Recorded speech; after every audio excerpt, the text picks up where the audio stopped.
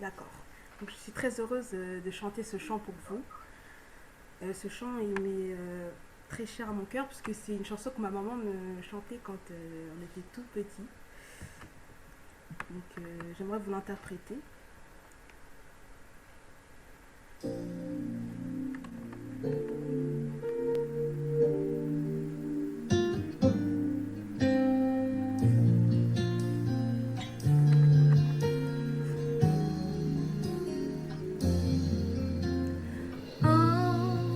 À tes pieds, Seigneur, c'est la meilleure des places. En ta présence, Dieu, je cherche ta face, je cherche ta face.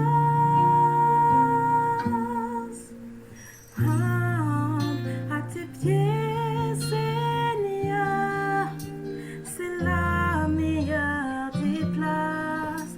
En ta présence, Dieu, je cherche ta face, je cherche ta face. Il n'y a de plus noble appel, ni de plus grand honneur que celui qui est assis à tes pieds, émerveillé par tant de gloire, touché par ta grâce, Jésus. Je vis pour te louer.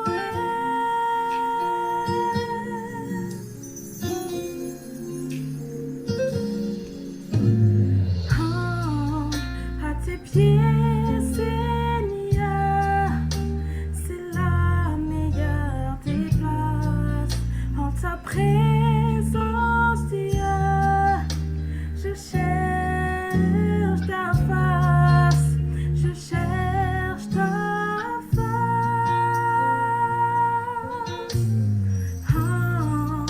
À tes pieds, Seigneur, c'est la meilleure des places. En ta présence, Dieu, je cherche ta face. Il n'y a de plus noble appel, ni de plus grand honneur que celui qui est assis à tes pieds, émerveillé par tant de gloire, touché par ta grâce, Jésus. Je vais pour te louer.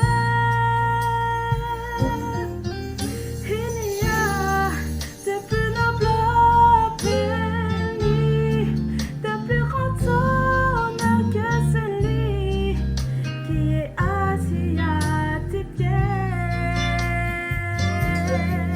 émerveillé par tant de grâce, touché par ta grâce, Jésus.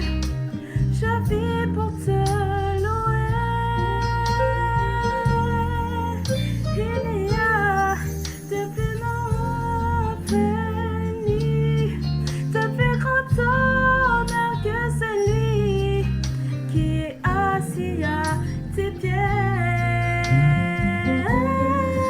émerveillé par tant de grâce, touché par ta grâce, Jésus. Je vis pour te louer.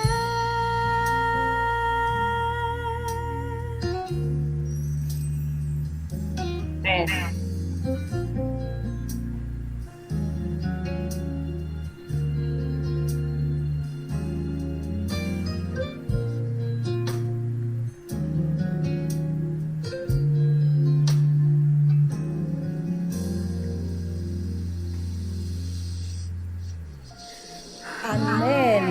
Amen. Tes Seigneur, c'est la meilleure place. Amen. Amen. Je ne peux qu'en remercier Dieu parce que vous n'allez pas imaginer, 5 minutes avant qu'elle ne chante, elle m'envoie un petit message pour me dire, je suis malade. Je lui ai dit, fais confiance à Dieu. Avant que le programme ne commence, nous avons prié. Et je dis à Dieu, merci, parce que quand nous nous confions en lui, il n'y a rien qui lui soit impossible. Amen. Gloire à Amen. Dieu. Donc, dans ce chant, comme nous l'avons entendu, que nous devons nous mettre au pied de Jésus. Nous mettre au pied de Jésus ne nous diminue nullement. Bien au contraire, l'humilité est tout simplement impossible avec nos seules forces. Par le Saint-Esprit, identifions-nous à Dieu. Amen. Amen. Savez-vous que la joie contient 10 commandements? Eh bien, Claudine, peux-tu nous les citer, s'il te plaît? Merci, oui, je vais vous les citer. Alors déjà, le sage Salomon, dans Proverbe 17, verset 22, nous dit qu'un cœur joyeux est un bon remède, et cela est éprouvé. Aussi, je m'en vais vous présenter les 10 commandements de la joie de Gaston Courtois. 1. La joie à Dieu demandera chaque matin fidèlement. 2. Calme et sourire montrera même en cas de désagrément. 3. En ton cœur, tu rediras, Dieu qui m'aime est toujours présent. 4. Sans cesse, tu t'appliqueras à voir le bon côté des gens. 5. La tristesse, tu banniras de toi impitoyablement. 6. Plainte et critique, tu éviteras. Il n'est rien de plus déprimant. 7. À ton travail, tu t'emploieras d'un cœur joyeux, allègrement. 8. Aux visiteurs, tu réserveras un accueil toujours bienveillant. 9. Les souffrants, tu réconforteras en t'oubliant totalement. Et le 10e, en répandant partout la joie, tu l'auras pour toi sûrement. Amen. Amen. Amen. Amen. Amen. Amen. Je ne vous demanderai pas de citer les 10 commandements de la joie de Claudine. Par contre, ce que je vous inviterai à faire, eh bien, c'est que nous puissions cultiver la joie. Cultivons la joie. Vivons la joie. Ne nous coupons pas de la joie que procure l'Évangile. Amen. Amen. Alors maintenant, je vais vous présenter notre oratrice du jour, Guylaine. Guylaine Ambroise est naturopathe, éducatrice en nutrition avec des spécialités en phytothérapie, en aromathérapie et micronutrition. Étant naturopathe et missionnaire médicale, elle assure la présidence de l'association Eden Nutri, entourée de collaborateurs professionnels de santé et missionnaires médicaux. Ensemble, ils organisent et animent des séminaires dont le but est de promouvoir la santé et l'évangélisation par la santé.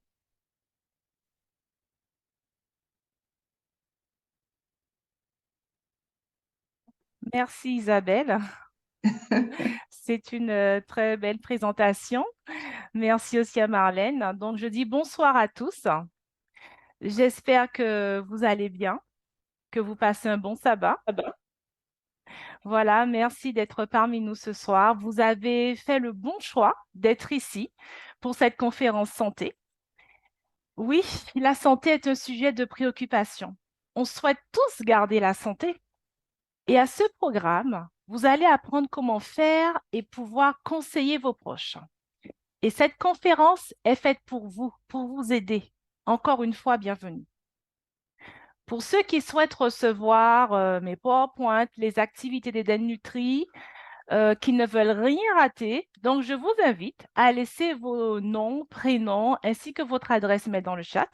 Et comme ça, je vous enverrai les informations des différents programmes organisés par Eden Nutri ou Naturo Eden Nutri.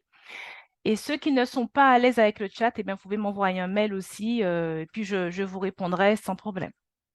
Voilà, l'information vous sera donnée après. Ce soir, c'est notre dernière conférence pour clôturer l'année scolaire.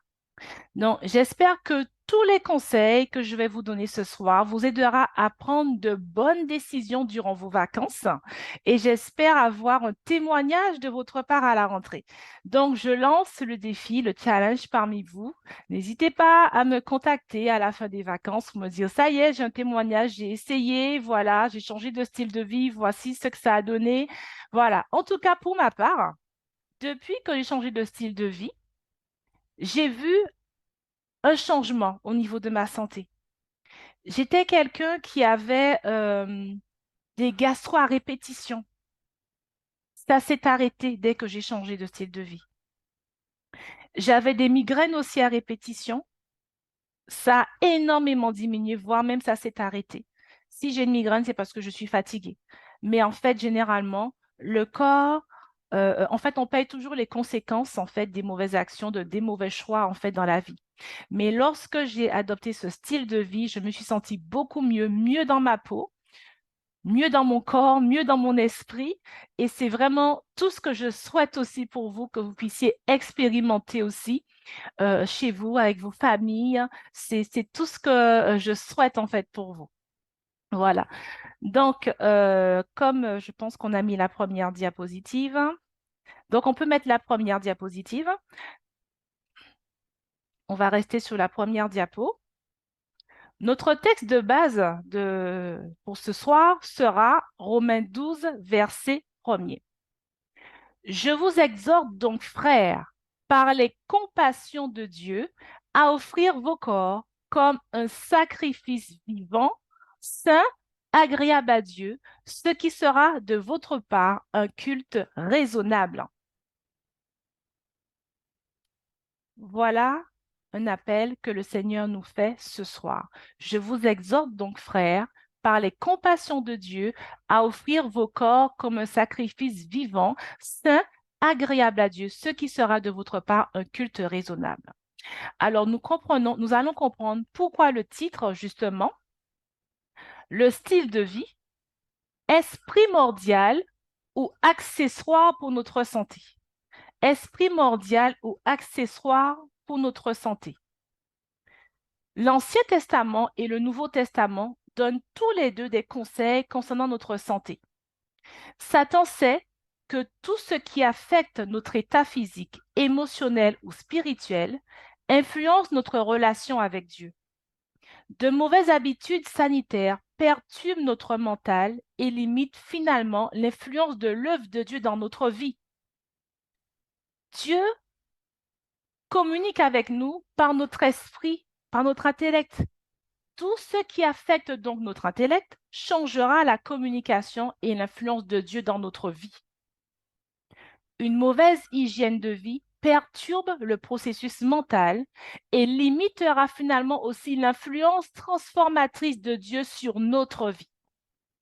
Nous devons prendre soin de notre cerveau en évitant toute agression mécanique toxique, accumulation de déchets et toxines dans le cerveau.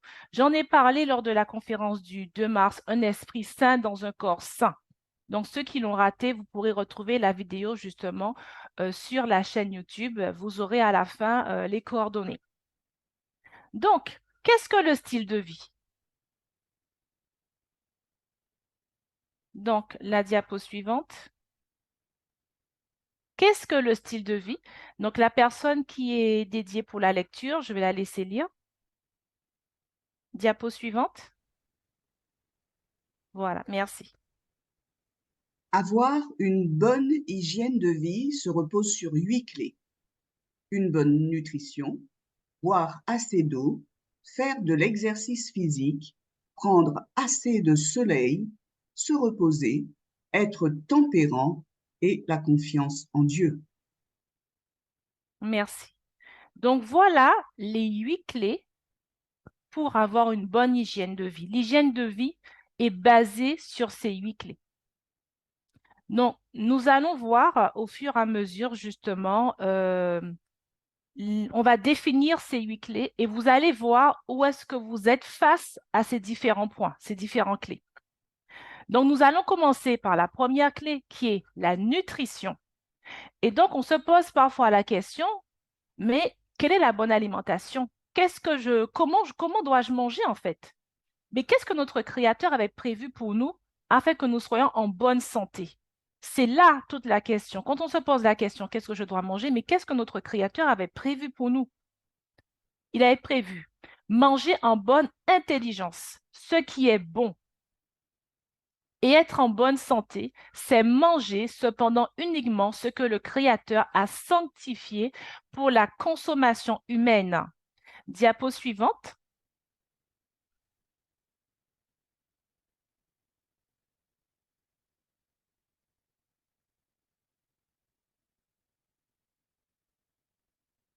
Donc, la personne qui est dédiée à la lecture.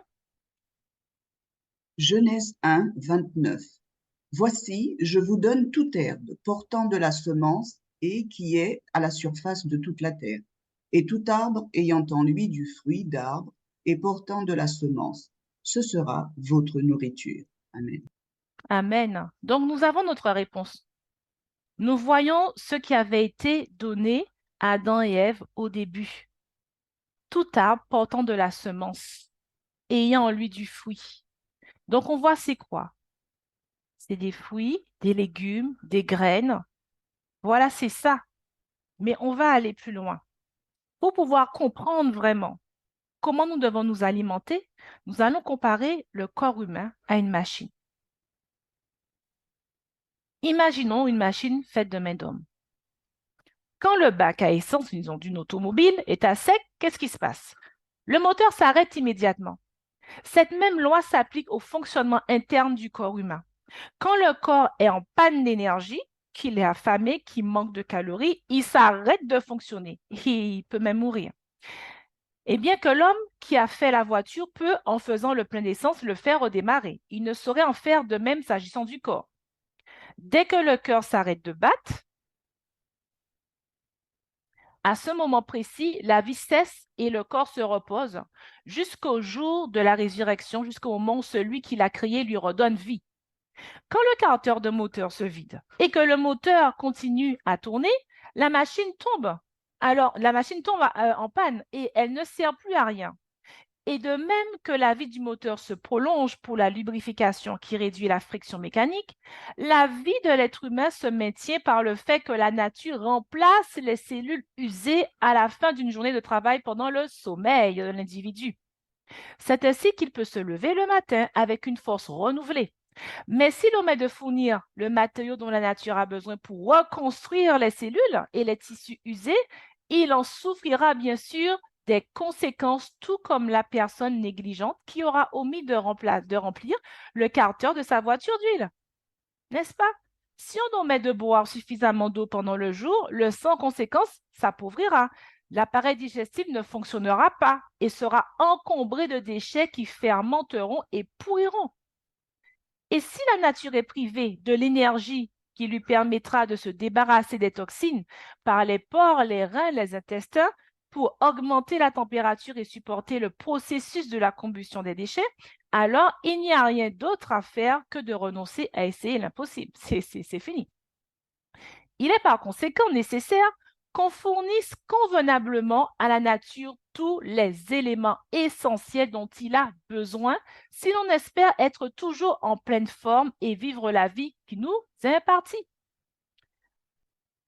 Un autre exemple, aucun bon ingénieur ne met de pièces qui ne servent à rien dans un moteur.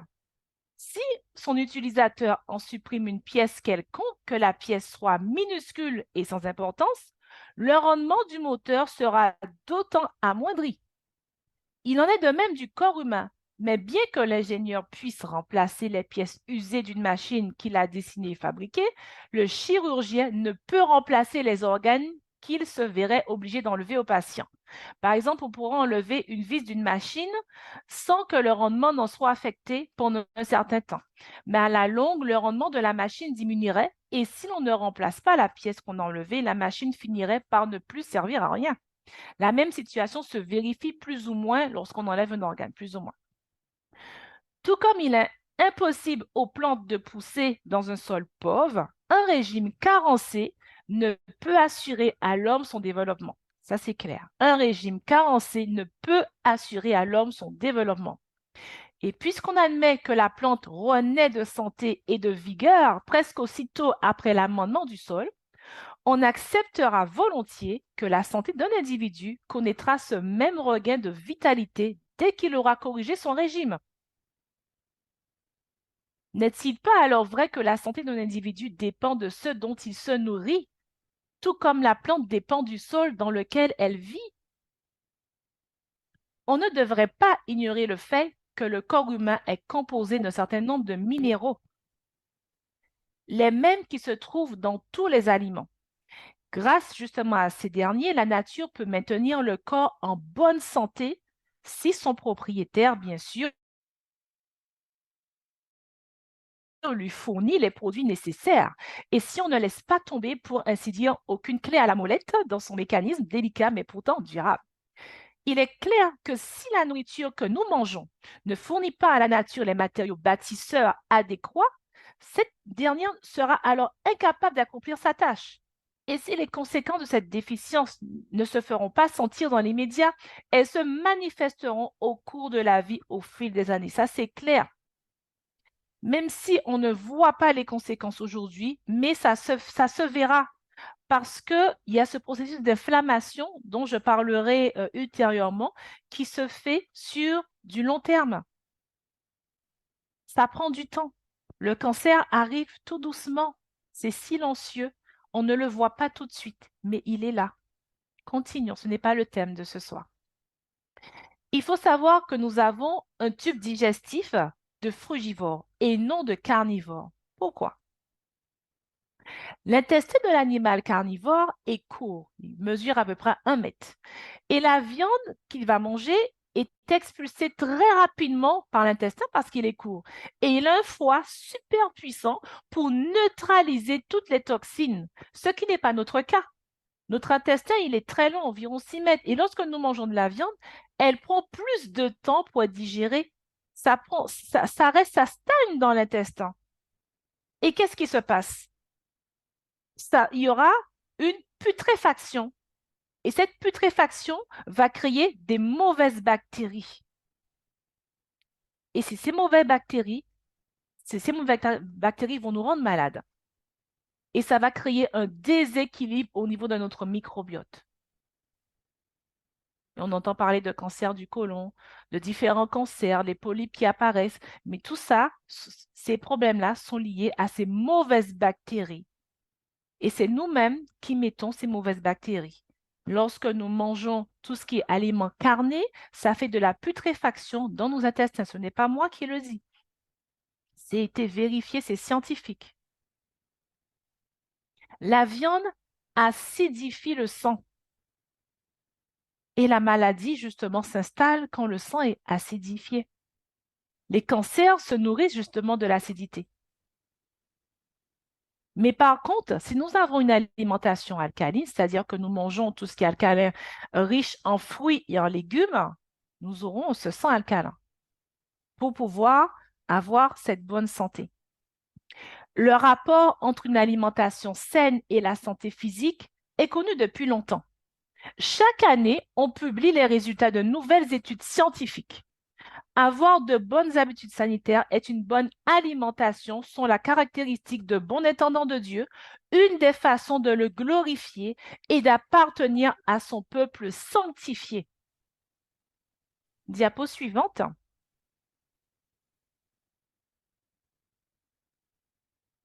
La Bible La Bible, révèle la volonté de Dieu en cette matière, en indiquant quels aliments sont purs, comestibles et lesquels sont impurs et ne doivent pas être consommés. Chaque chrétien peut adopter pour principe de manger les meilleurs aliments qu'il peut se procurer. Beaucoup de chrétiens et aussi de non-chrétiens ont observé que le meilleur régime est le régime végétarien. Des études scientifiques montrent, en effet, encore et encore, que le meilleur régime consiste à manger essentiellement des fruits et des légumes. Merci. Effectivement, les habitudes alimentaires consistant à absorber beaucoup de bons glucides contenus dans les fruits, les légumes, les céréales complètes et les légumineuses peuvent prévenir beaucoup de maladies différentes. Étude après étude, il apparaît qu'une alimentation constituée de ces groupes d'aliments aide à éviter la surcharge pondérale, le diabète, l'hypertension, l'infarctus cardiaque, l'AVC, certains problèmes de l'appareil digestif et quelques formes de cancer. La liste peut être longue. Vraiment, les études prouvent en fait que cette alimentation permet de prévenir toutes ces maladies. Donc, je nous encourage vraiment à rentrer dedans. Diapo suivante. La célèbre étude de Framingham a accompagné 832 hommes pendant 20 ans. Chaque groupe qui consommait 3 portions de fruits ou légumes par jour a pu baisser le risque de subir un AVC de 45%, selon un article apparu dans le journal of the American Medical Association. Des femmes ayant suivi un régime semblable ont constaté le même résultat. Voilà, merci. Donc, ce sont des études scientifiques. Ce n'est pas moi qui le dis. Ça a été prouvé. Et nous continuons encore avec d'autres études. Diapo suivante. Une étude menée par le National Cancer Institute auprès de 764 343 personnes adultes a démontré qu'un régime riche en légumes réduit le risque du cancer du côlon d'une façon significative, de 25% pour les hommes et de 40% pour les femmes. De nombreuses études ont confirmé un lien étroit entre le régime alimentaire et le risque de cancer. Merci. Non, nous allons continuer encore avec les études. Et je pense que ça va vous aider à voir un peu plus clair avec cette liste d'études. Donc, diapo suivante.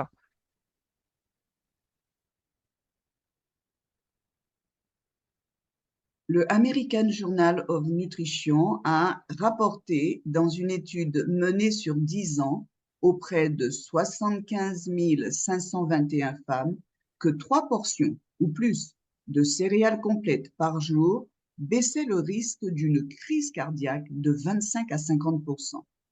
En Finlande, une étude menée sur 10 ans auprès de 4 300 hommes et femmes a établi que ceux qui mangeaient le plus de céréales complètes avaient un risque de 35% inférieur de développer un diabète de type 2 et ceux qui mangeaient le plus de son couraient un risque de 61% inférieur aux autres. Il existe également un rapport bénéfique entre la consommation de céréales complètes et le risque d'AVC.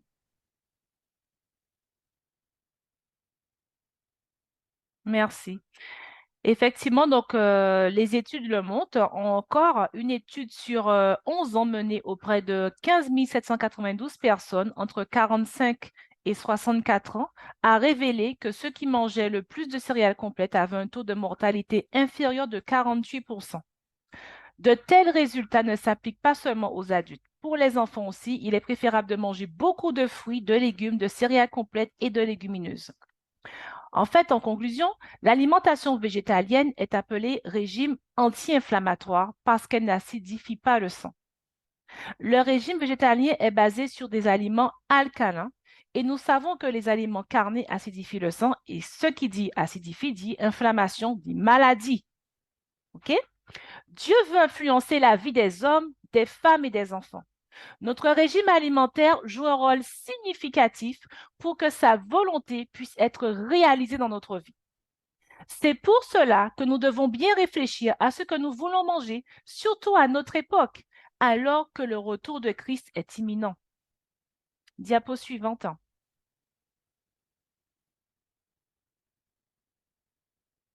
Ministère de la guérison, le corps est le seul intermédiaire pour élever l'âme et former le caractère. Puisque nous approchons du retour de Christ, il est essentiel pour nous d'avoir la force, l'endurance et la vigueur physique et intellectuelle que nous fournissent ces aliments. Amen. Nous allons voir l'autre clé qui est l'eau. L'eau est essentielle pour la vie, ça nous le savons.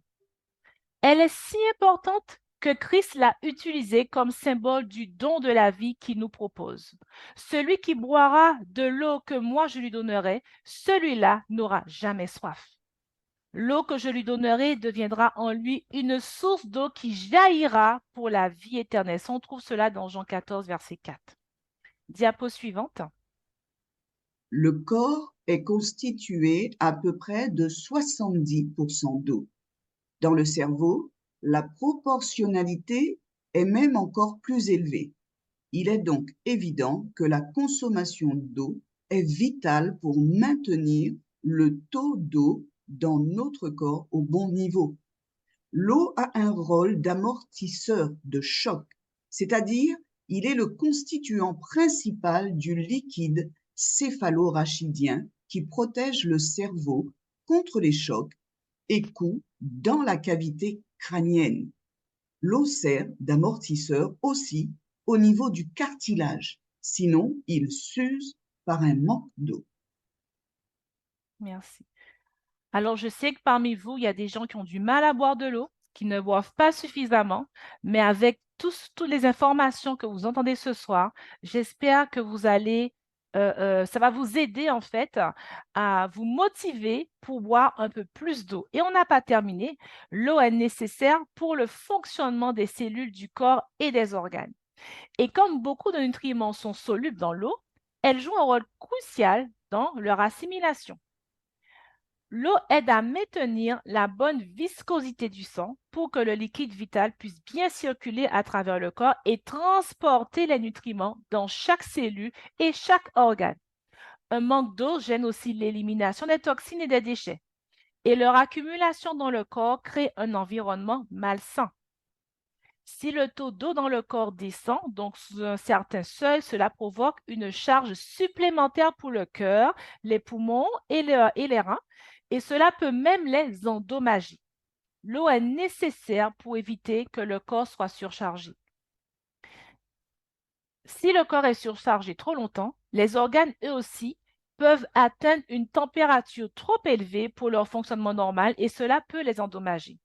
Et si le taux d'eau dans le corps est trop bas, celui-ci ne peut plus, entre autres, se refroidir convenablement, ce qui pourrait entraîner des dommages graves, voire même la mort. Le corps se rafraîchit grâce à la transpiration, c'est-à-dire l'évaporation de l'eau par les glandes sudoripares. Pour que ce fonctionnement puisse s'effectuer correctement, le corps a besoin de suffisamment d'eau. Donc, il faut boire au moins 2 litres par jour parce que lorsqu'on voit la quantité d'eau que chaque organe utilise, ça fait les 2 litres d'eau. En fait, on perd 2 litres d'eau par jour. Donc, on devrait boire ces 2 litres d'eau. La bonne La, utilisation, pardon, non, vas-y. diapo 10.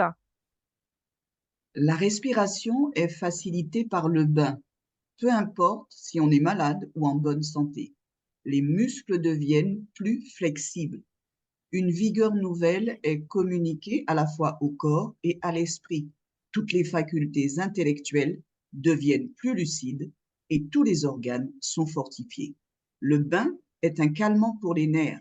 Il améliore la respiration par la peau, tonifie la circulation sanguine, enlève des blocages dans le système et agit positivement sur les reins et les organes urinaires.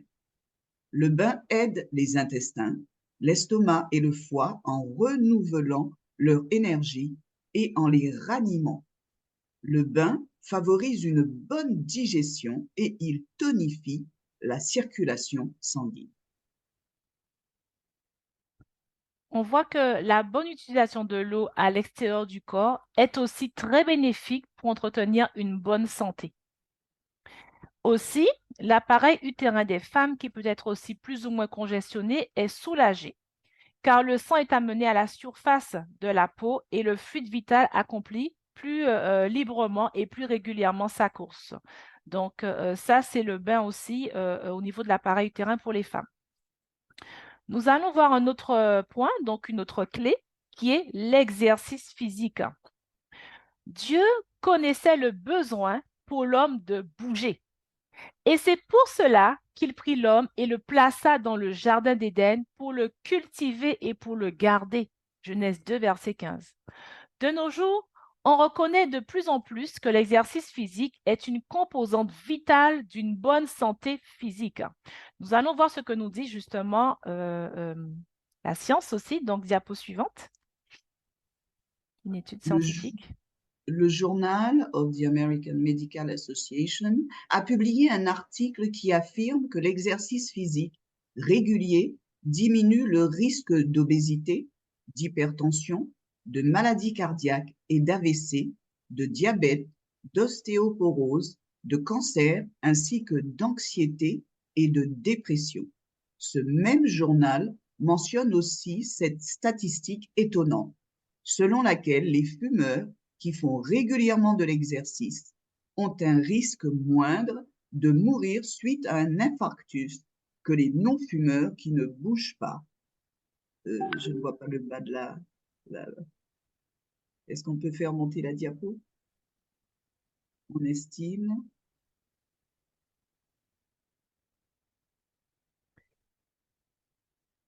Est-ce qu'on peut faire monter la diapo?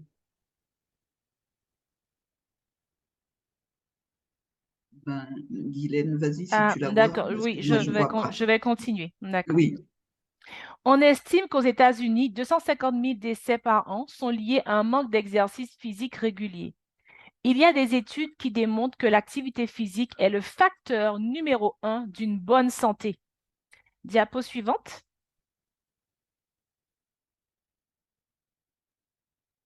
Une étude menée parmi 25 880 hommes de l'âge de 30 ans à 87 ans indique que les personnes sportives ont un risque moindre de 55% de succomber à un cancer en comparaison de personnes moins entraînées, selon le magazine Sport and Exercise Fitness.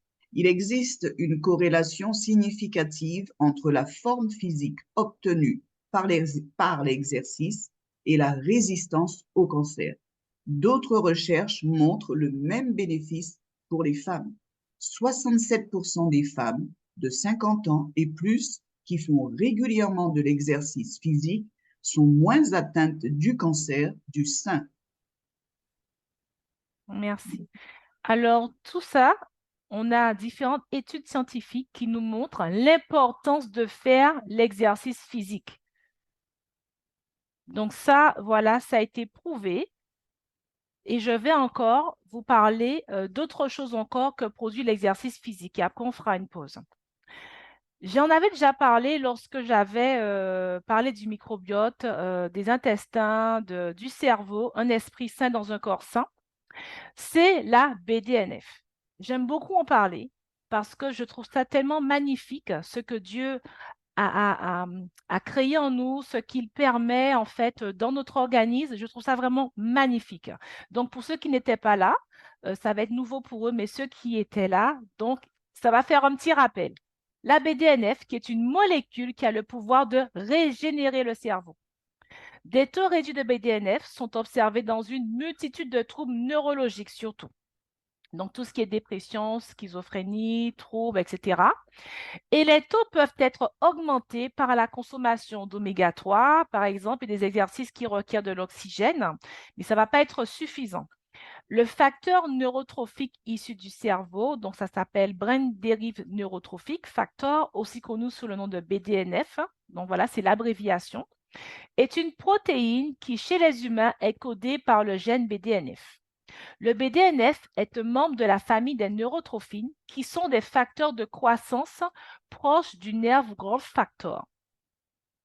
La stratégie neurotrophique est définie par Christopher Anderson, directeur de recherche au CNRS de l'INSERM, comme l'emploi de facteurs neurotrophiques pour aider les neurones à résister au processus pathologique. Et même lorsque celui-ci n'implique aucune altération du fonctionnement normal des facteurs eux-mêmes, les facteurs neurotrophiques sont des facteurs de croissance de nature protéique. Diapo suivante. Un bon nombre d'études ont montré qu'ils étaient des médiateurs importants de la plasticité structurale et fonctionnelle du cerveau. Outre leur rôle trophique, ils régulent la transmission synaptique, la synaptogénèse et permettraient même l'inhibition de l'apoptose.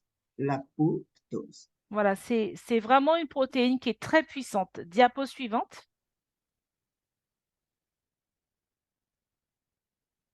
Depuis les années 1980, les chercheurs ont découvert qu'il y avait des nouvelles cellules cérébrales qui se développent.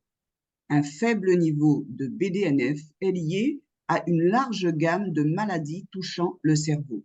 Cela inclut les troubles de l'anxiété, la dépression, le trouble obsessionnel compulsif, les troubles de l'alimentation, la schizophrénie, la démence, la maladie de Huntington, la maladie d'Alzheimer, le stress post-traumatique, le syndrome de burn-out et le comportement suicidaire. Merci. Donc, il est clair que les niveaux de BDNF sont affectés de façon négative par un style de vie peu sain.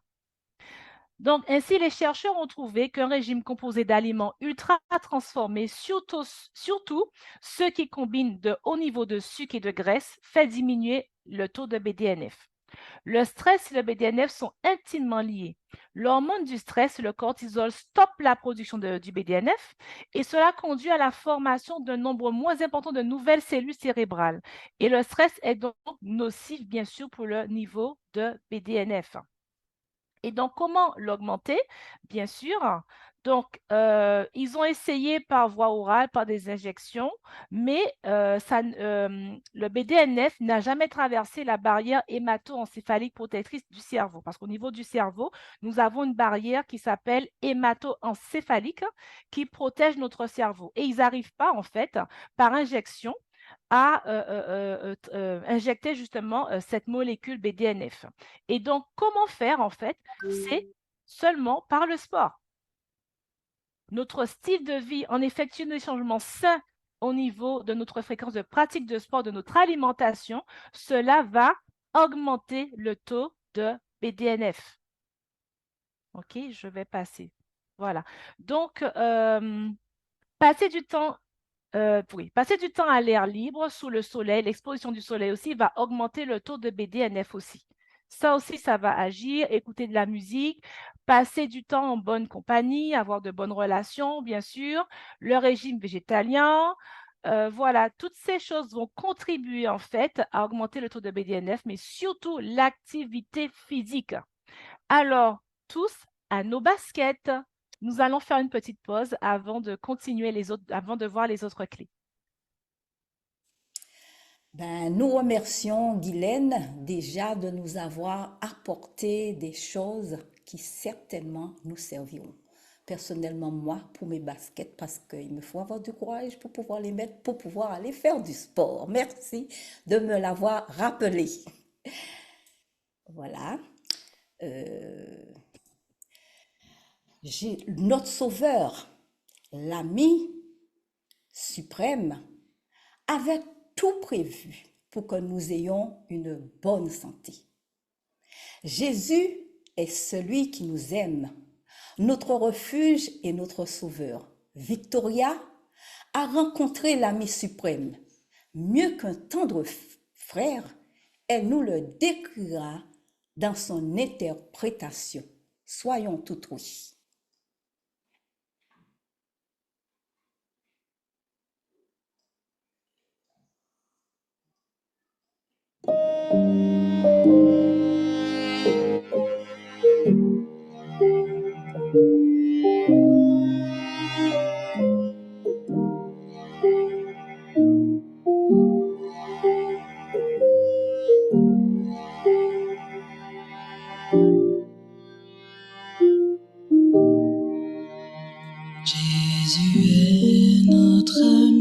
ami suprême. Oh, quel amour!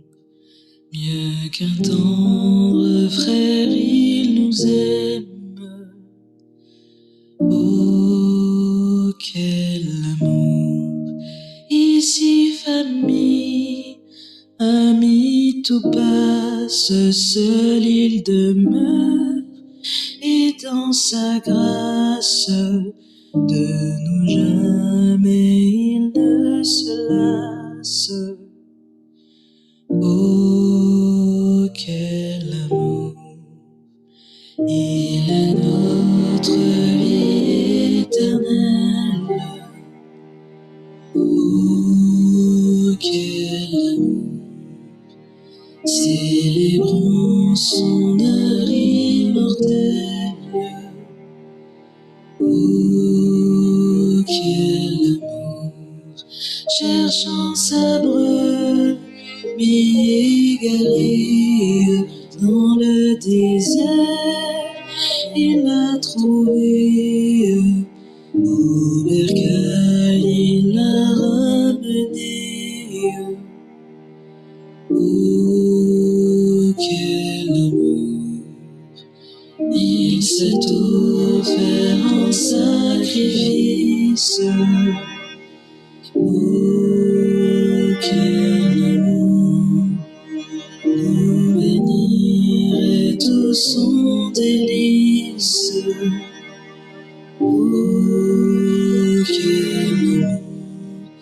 Qu'à savoir notre âme attentive, toujours en paix, jamais craintive, près de lui se repose et vive dans son amour. Seigneur Jésus, fais-nous comprendre tout ton amour. Dans nos cœurs, oh, daigne répandre tout ton amour. Que cet amour soit notre vie, que jamais notre âme ravie, savoure une joie infinie. En son amour.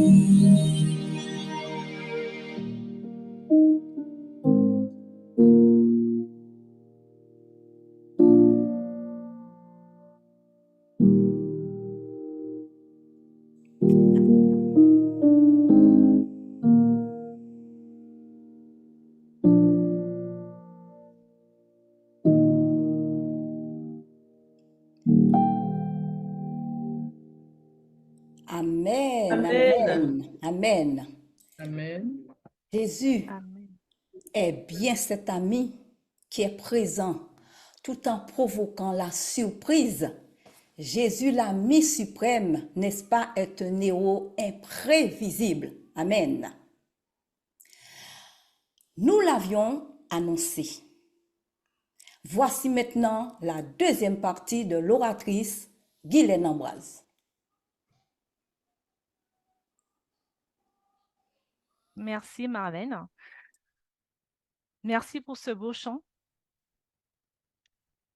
Effectivement, Dieu nous aime. Dieu nous aime d'un amour qu'on ne peut pas mesurer, on ne peut pas toujours comprendre. Merci Seigneur. Nous allons continuer justement ces 8 clés. Donc, nous sommes maintenant au soleil. Le soleil et l'air pur. Donc, on va voir le rôle justement du soleil et de l'air pur sur notre santé. Un des rôles majeurs des rayons de soleil consiste à produire de la vitamine D, dont le corps, bien sûr, a besoin pour assimiler le calcium et ainsi avoir des os solides. La vitamine D augmente aussi la production des endorphines qui agissent dans notre cerveau pour entretenir la santé du système nerveux. Les rayons du soleil détruisent en plus des bactéries, des virus et la moisissure qui peut causer des inflammations. Et l'exposition raisonnable au soleil augmente le nombre des cellules rouges dans le sang et améliore leur capacité à transporter l'oxygène. Diapo 15.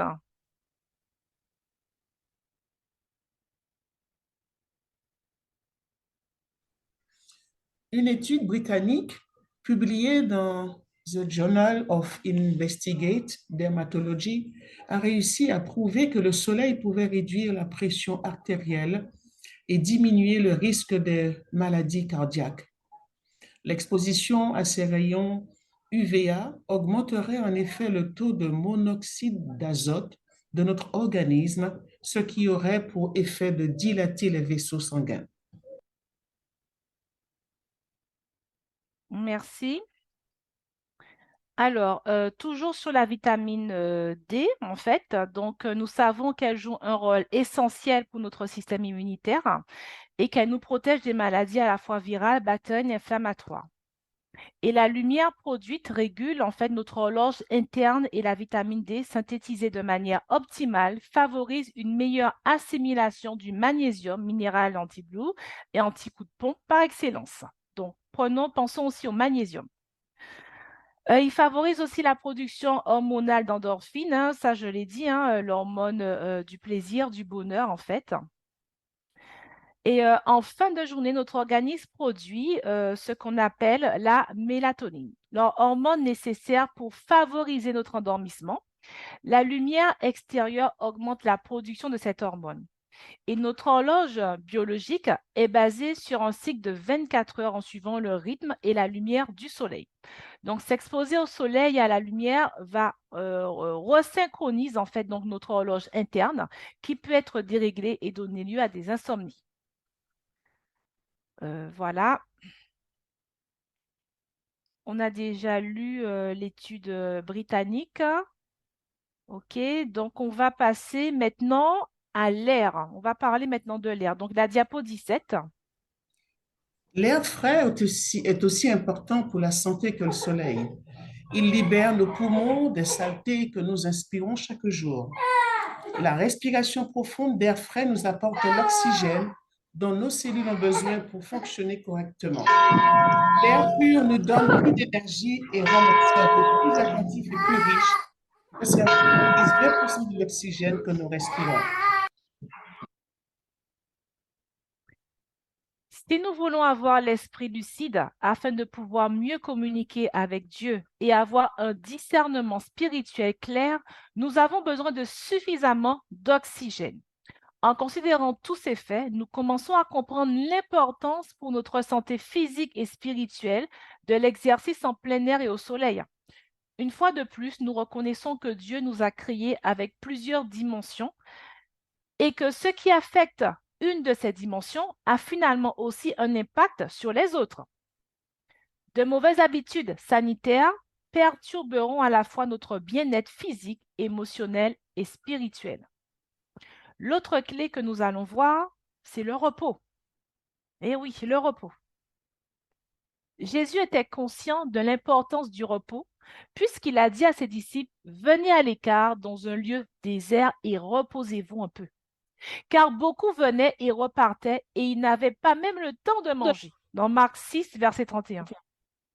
Le Christ savait qu'un travail sans répit, sans moment de repos, serait malsain pour lui et pour ses disciples, même si c'était pour Dieu qu'ils œuvraient. Ils avaient besoin des bienfaits corporels, émotionnels et spirituels que ce repos leur apporterait. Même si c'est vrai que nous travaillons pour l'Église, pour Dieu, mais nous devons avoir des temps de repos. On ne doit pas chercher à se surcharger. On dit c'est pour Dieu qu'on le fait parce qu'on a l'exemple de Jésus qui a pris aussi du repos et qui a invité ses disciples à prendre du repos. C'est très important, mes amis. Diapo suivante. Il ne faut pas négliger James B. Maras, professeur de psychologie à l'université Cornell, a démontré dans ses recherches que nous avons besoin de 8 heures de sommeil par nuit. Un manque de sommeil diminue notre attention, notre productivité et notre créativité et aura un impact négatif sur notre santé générale. La raison pour laquelle nous avons besoin de suffisamment de sommeil, c'est que la phase de sommeil appelée REM, abréviation anglaise de Rapid Eye Movement, a lieu entre la 7e et la 8e heure. C'est la phase pendant laquelle le cerveau se répare et crée de nouvelles connexions. Des sondages ont indiqué qu'un tiers des Américains ne dorment que 6 heures ou moins. Oui, donc je pense aussi qu'en France, c'est pas mieux, hein. Alors, on a sauté une diapo, la diapo 18. Il ne faut pas négliger l'importance de la régularité des horaires pour les repas et le sommeil. Les heures de repos sont des heures où le corps se bâtit et il est essentiel pour les jeunes en particulier de dormir régulièrement et suffisamment. Merci. Donc voilà, donc ça a été tiré en fait d'une écrivaine qui s'appelle Ellen White dans son livre Éducation et qui montre aussi l'importance du repos. Et nous avons vu dans la diapo suivante que c'est confirmé scientifiquement justement que nous avons besoin de repos, nous avons besoin de sommeil. Diapo 20 maintenant, on va continuer avec les études scientifiques. Des tests cliniques montrent que le sommeil nocturne suffisant ainsi que des moments de détente dans la journée sont très bénéfiques pour notre corps. Le taux d'hormones de stress diminue, le système immunitaire est fortifié, ce qui augmente la résistance aux maladies, et le taux de cholestérol et la tension sanguine baissent. Merci. Alors mes amis, prenons le temps de nous arrêter dans la journée. Prenons le temps de faire une pause. C'est important pour notre santé. Information de plus, toujours sur le repos. L'espace extracellulaire situé entre les cellules cérébrales se dilate durant le sommeil, ce qui permet une circulation accrue d'ions de calcium et de magnésium. Il semblerait que cela élimine divers débris cellulaires. Et l'apnée du sommeil empêche ce processus de réparation au niveau cellulaire car on n'a pas de sommeil réparateur lorsqu'on fait l'apnée du sommeil. Peut-être un jour, je ferai une conférence dessus sur l'apnée du sommeil. Pendant le sommeil, nos cellules cérébrales activent leur processus d'autophagie. Elles se mangent elles-mêmes et recyclent ainsi certains composants cellulaires comme les mitochondries endommagées et les protéines mal repliées, ce qui favorise une bonne santé cellulaire. Et donc, en effet, sans autophagie, nos cellules accumuleraient des composants dysfonctionnels, un peu comme si vous alimentez tous vos appareils électriques avec des piles usagées. Et comme nos cellules ont besoin de piles toutes neuves et de nouvelles pièces bien brillantes, nous avons besoin de sommeil. Donc, le sommeil est très important. Satan connaît très bien le besoin de repos qui nous est nécessaire pour maintenir notre bien-être physique, émotionnel et spirituel. Il n'est pas étonnant qu'il fasse tout pour nous inciter à vivre avec de moins en moins de sommeil et de pause dans la journée. Il le fait exprès volontairement parce qu'il sait que ça va nuire à notre santé. Mais ce soir, nous avons appris que c'est important de nous reposer, de dormir suffisamment. Donc, nous pouvons prendre la décision de dire non, je vais dormir le nombre d'heures que je dois dormir pour ma santé. Je vais m'arrêter, prendre une pause. C'est important, mes amis. L'autre clé, la tempérance. Dans l'objectif de maintenir une santé physique, mentale et spirituelle optimale, il est nécessaire d'user de tempérance dans tous les domaines de notre style de vie. L'apôtre Paul nous enseigne que tout lutteur se maîtrise en tout. Ceux-là le font pour remporter une couronne périssable, mais nous pour une couronne impérissable. Il dit, moi donc je cours, mais non pas à l'aventure, je donne des coups de poing, mais non pas pour battre l'air. Au contraire, je malmène mon corps, je traite comme un esclave de peur qu'après avoir fait la proclamation pour les autres, je ne sois moi-même disqualifié. 1 Corinthiens 9, versets 25 à 27. Une des qualités que le Saint-Esprit veut apporter dans notre vie si nous cherchons à être remplis de sa présence, c'est la tempérance. C'est la tempérance, mes amis.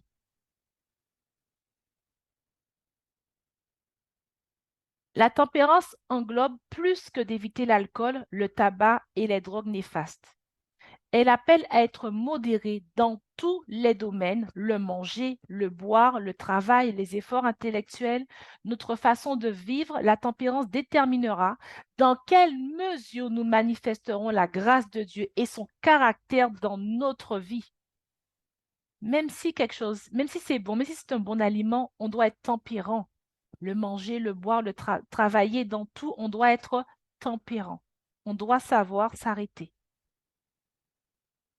Il nous est dit dans 1 Corinthiens 10, verset 31, « Soit donc que vous mangiez, soit donc que vous buviez, soit que vous fassiez quelque autre chose, faites tout pour la gloire de Dieu. » Nous avons besoin de tempérance dans tous les domaines de notre vie pour atteindre la meilleure condition de santé et jouir de toutes nos facultés. Un autre exemple, diapo suivante, diapo 21. Les recherches en médecine ont montré que l'activité physique est probablement le facteur le plus important d'une bonne santé. Mais pratiquée excessivement, elle aussi peut avoir des effets négatifs, causant par exemple des dommages au niveau des tendons, des ligaments, des os, des cartilages et des articulations. Si on continue l'activité, des blessures mineures n'ont pas la possibilité de guérir, ce qui peut entraîner des dommages durables. Merci. Donc ça, c'est un exemple d'intempérance au niveau de l'activité physique. Nous allons voir encore un autre exemple, donc diapo suivante. Le soleil est très important pour la santé. Pourtant, nous savons depuis un certain temps qu'une exposition prolongée aux rayons solaires diminue l'élasticité de la peau et peut aussi provoquer un cancer. Utiliser sans modération chacun des remèdes naturels que Dieu nous a donnés, nourriture, eau, activité physique, soleil, repos, peut avoir un impact négatif sur notre santé physique, émotionnelle et spirituelle. Amen.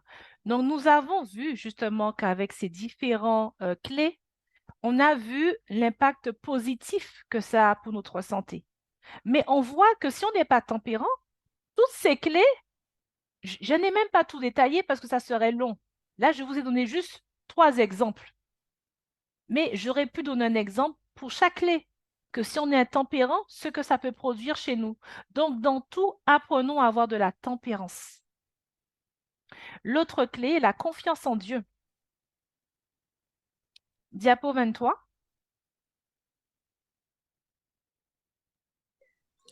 Car Dieu a tant aimé le monde qu'il a donné son Fils unique, afin que quiconque croit en lui ne périsse point, mais qu'il ait la vie éternelle.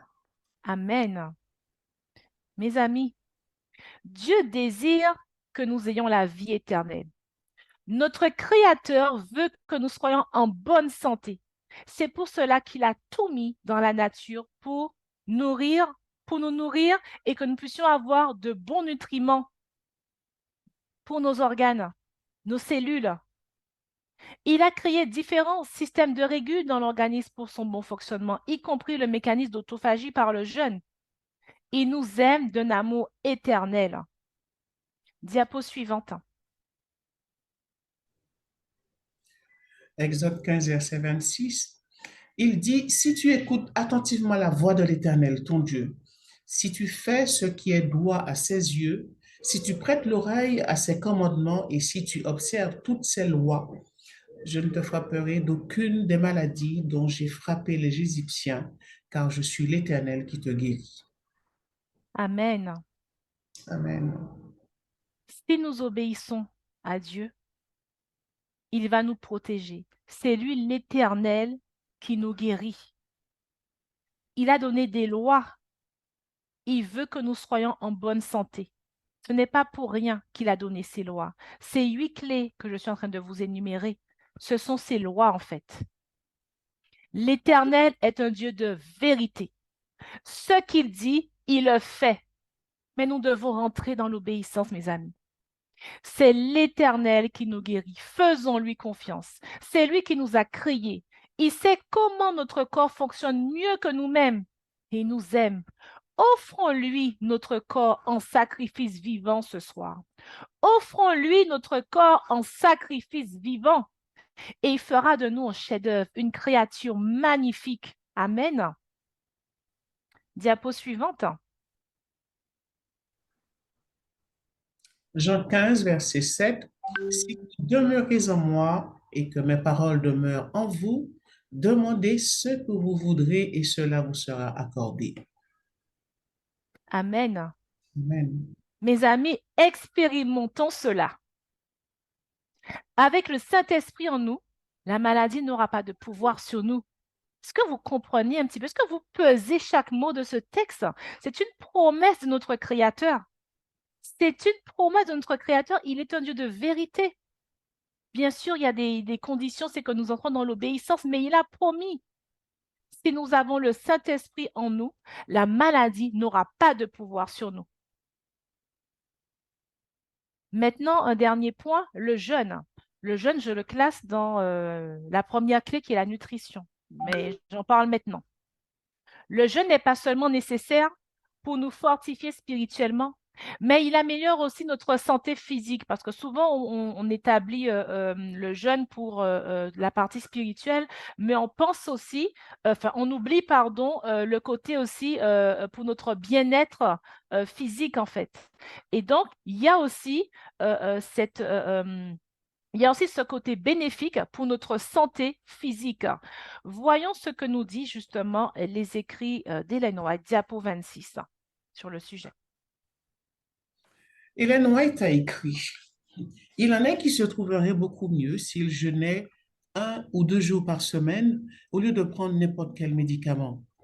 Jeûner au moins 1 jour par semaine leur ferait un bien incalculable.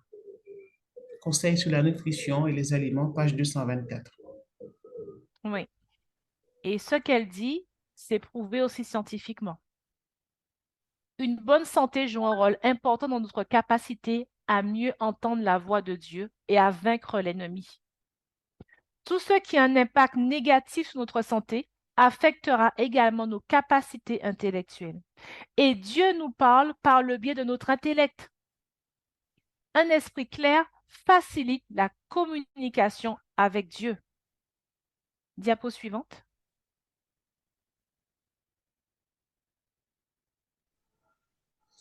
Le jeûne, la détoxification de notre corps est un des bienfaits majeurs du jeûne. La détoxification est un processus pendant lequel le corps élimine ou neutralise des toxines par le biais des intestins, du foie, des reins, des poumons, des ganglions ou de la peau. Le jeûne peut déclencher ce processus car il oblige le corps à utiliser ses réserves de graisse pour lui fournir de l'énergie. Dans les réserves de graisse sont entreposées des toxines que notre corps a absorbées de diverses façons. Quand l'organisme brûle des graisses pour avoir de l'énergie, les toxines sont libérées et le corps peut les éliminer. Le jeûne favorise aussi la guérison du corps. L'énergie qui n'est pas utilisée dans la digestion est redirigée dans le métabolisme et le système immunitaire. Elle peut servir à la destruction d'une tumeur et renforcer la santé des cellules, des tissus et des organes. C'est aussi pour cette raison que les animaux blessés ne mangent plus et les êtres humains perdent de l'appétit quand ils ont certaines maladies comme la grippe, la gastrite ou l'amygdalite. Merci. Merci. Donc, on voit comment le jeûne peut aussi servir, aussi est un outil vraiment de bienfait pour la santé. Et c'est quelque chose qui est naturel. Le Seigneur a permis que lorsqu'on se met en jeûne, voilà tout ce qui se passe dans notre corps, toutes les réparations qui se font tout seuls, parce que le Seigneur savait déjà quoi. Quand on jeûne, on a souvent plus d'énergie et l'espérance de vie augmente par le jeûne aussi. Ça, il faut le savoir. L'espérance de vie augmente par le jeûne. Je vous conseille en fait avoir une journée de jeûne par semaine ou de faire un jeûne intermittent. Ceux qui ne peuvent pas faire une journée de jeûne par semaine, mais faire un jeûne intermittent. Ça doit faire partie de notre style de vie aussi, le jeûne. C'est pour cela que j'en parle dans le style de vie. Donc, je vais vous expliquer brièvement aussi le jeûne intermittent pour que vous puissiez comprendre ce que c'est. Mais c'est vrai que c'est un outil très important de santé. Mais faites attention à certains youtubeurs et spécialistes du jeûne intermittent qui partagent des conseils et qui n'ont aucun bien fondé naturopathique et peuvent parfois entraîner des effets négatifs sur la santé et le poids des jeûneurs intermittents. Le jeûne intermittent le plus en vogue aujourd'hui, c'est le 16-8 ans, c'est-à-dire un jeûne de 16 heures et une plage horaire de 8 heures. Ce modèle-là est très populaire car il est facilement applicable à la vie de tous les jours. Il permet de sauter certains repas tout en ayant des repas normaux pris en famille ou suivant les conventions sociales.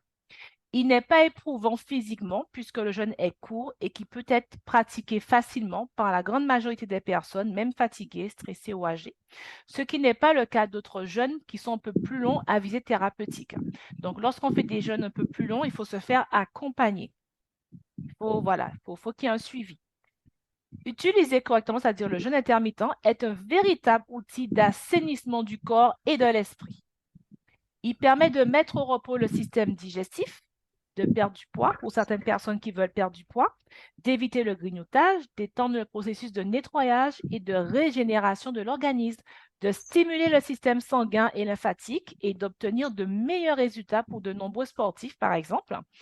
Donc, c'est une véritable aide pour les diabétiques, les problèmes d'hypertension artérielle et puis plein d'autres encore. La liste pourrait être longue. Le jeûne est vraiment un bon outil de santé aussi, quoi. Alors, pour terminer, pour conclure, le vrai but d'une bonne santé physique, émotionnelle et spirituelle, nous devons coopérer avec Dieu pour enlever de notre vie les obstacles qui empêchent que cela se réalise pleinement. Si nous connaissons mal les lois du bien-être physique, notre esprit sera incapable de recevoir tout ce que Dieu veut nous communiquer. Entretenir des pensées et des sentiments négatifs empêche le Christ de révéler sa gloire en nous autant qu'il le désire. Et le fait de ne pas tenir compte des principes qui fortifient notre vie spirituelle affaiblira beaucoup notre relation avec lui. En conséquence, nous ne pourrons pas faire l'expérience dont parle l'apôtre Paul dans Galates 2, verset 20. J'ai été crucifié avec Christ. Fermez vos micros, s'il vous plaît. Fermez vos micros, s'il vous plaît. L'apôtre Paul nous dit dans Galates 2, verset 20, « J'ai été crucifié avec Christ. Et si je vis, ce n'est plus moi qui vis, c'est Christ qui vit en moi. Si je vis maintenant dans la chair, je vis dans la foi au Fils de Dieu qui m'a aimé et qui s'est livré lui-même pour moi. » Ce soir, nous avons vu l'importance d'avoir un bon style de vie. Nous avons détaillé ces 8 points. La nutrition, l'eau, l'exercice physique, soleil, air, tempérance, repos et la confiance en Dieu. Le jeûne rentre dans le cadre de la nutrition. Tous ces points regroupent le bon style de vie que nous devons avoir aujourd'hui dans ces temps de la fin. Voilà le bon style de vie que nous devons avoir aujourd'hui dans ces temps de la fin. Ces différents points sont les lois de la santé que notre Créateur nous a données. Si nous lui faisons confiance et que nous obéissons, nous verrons ses promesses s'accomplir dans notre vie. Que Dieu nous bénisse et que Dieu nous aide justement à pouvoir rentrer dans son plan et à lui offrir nos corps en sacrifice vivant. Amen. Amen. Amen, amen. Amen.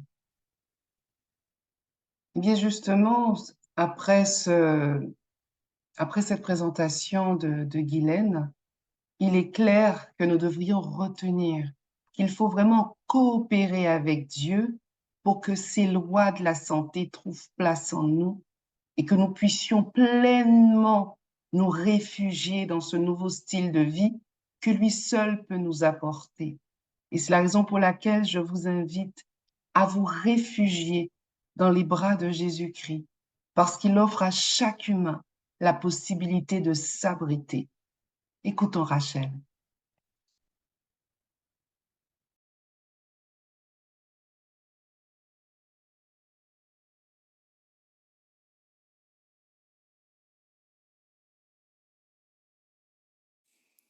Ton micro n'est pas activé, Rachel.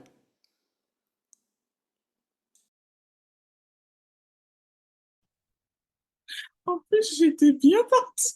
Pardon. Pardon. Je recommence. Pardon.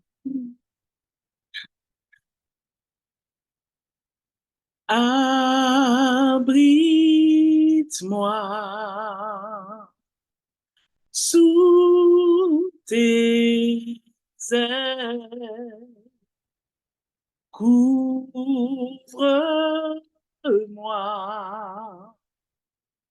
par ta main puissante, même si les océans se déchaînent, je les traverserai avec toi.